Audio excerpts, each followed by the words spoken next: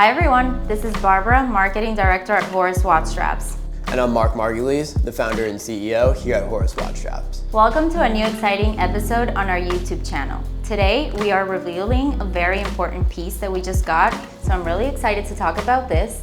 But before that, I want to make sure that you all know that we have a very important giveaway running right now. It's been running for a couple of weeks now, right? But we're giving away moon swatches every single Friday. So if you're not signed in the giveaway, you have to run to our Instagram. And look at the pin post. Yeah. Yeah. Oh, and we haven't given away any of the Neptunes yet. There's still 2 Neptunes remaining, so just FYI. Don't miss out. Do it. As Barbara said, we have a very exciting watch in this box, which you know what it is. But without further ado, let's take it out. Yeah, open it.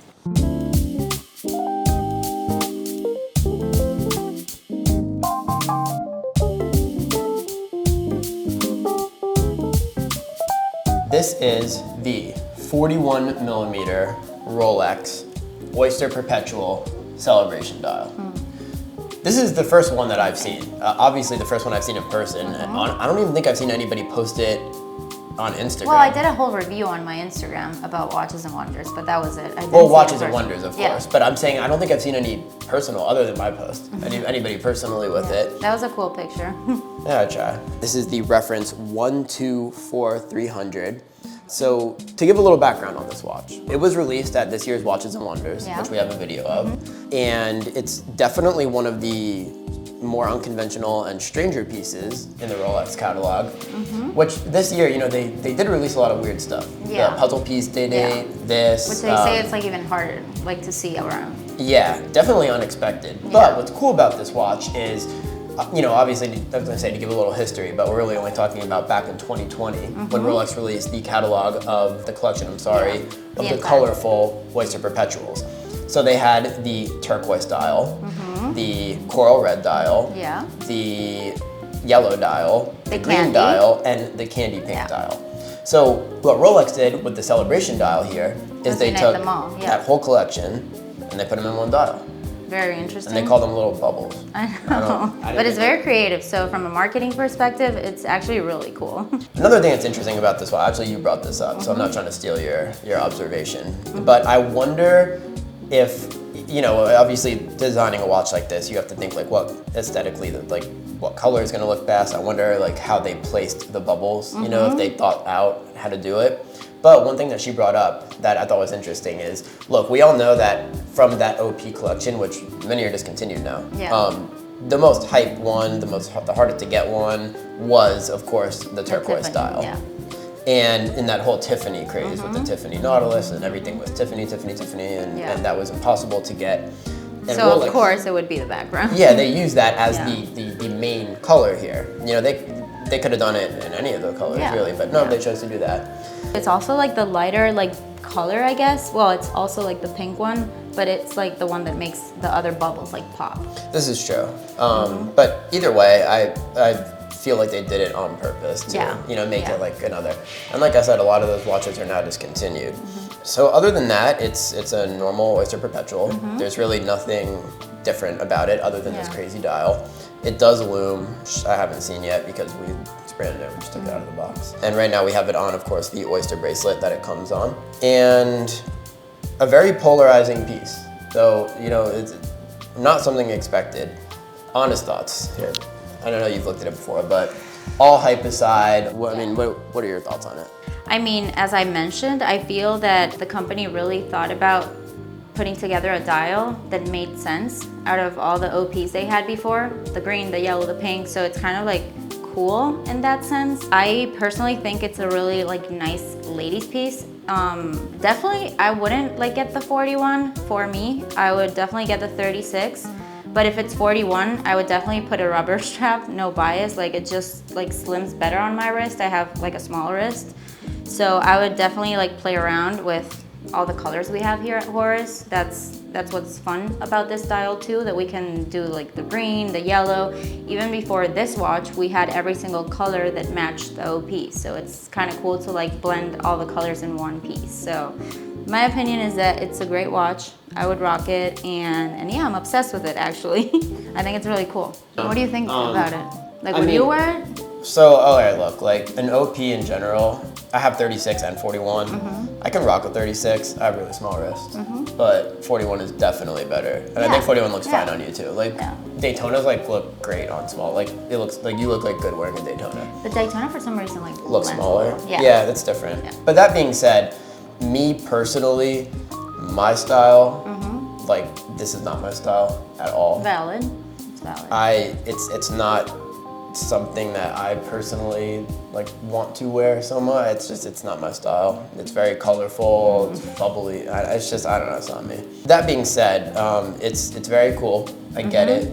It's very unique. It's a great attention grabber and conversation starter. Yeah, and for sure. I think it's cool that Rolex made it. Like, I think it's cool that they released these colorful OPs, discontinued them, and then just like made this like very strange, okay, we'll bring them all back into one dial. Yeah. It's very odd, it's unexpected.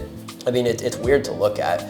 You know, as one of my friends on Instagram mentioned, it's not very conducive to clearly reading the time.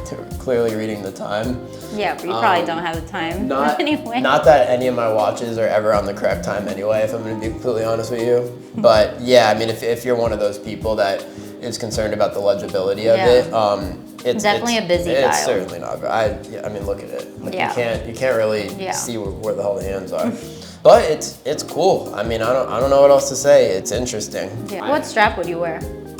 You know, look, I know. I already know the answer, but yeah, I mean, for me. So, but before I answer that question, I do want to say something. So I think out of every single Rolex in the entire Rolex catalog right now, and don't get me wrong, our straps look amazing on every Rolex, obviously, but no bias. Yeah. No, it's incredible. But if there was any watch that you almost had to pick to be like, which Rolex is like certainly amazing on a very bright, unconventional rubber strap, like it's gotta be this one. To answer your question now about what strap I would put on this if it were up to me, so out of the entire OP collection, all bias aside, the coral red is my favorite. You know, I like black and red, I like red, so obviously I would do red. Okay. I think red just kind of makes it a little sportier. For sure. I agree. Tones down the bubbles.